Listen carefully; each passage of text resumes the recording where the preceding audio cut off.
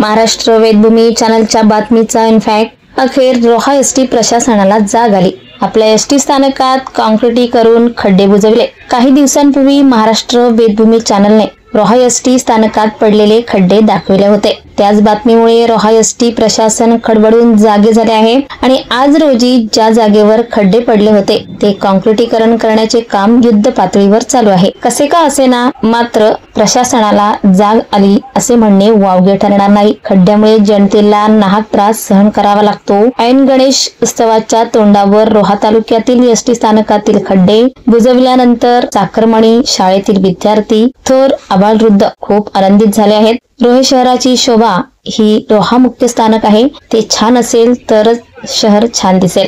Maharashtra वेदभूमीसाठी Nandesh Gaikar, Roha, Raigad.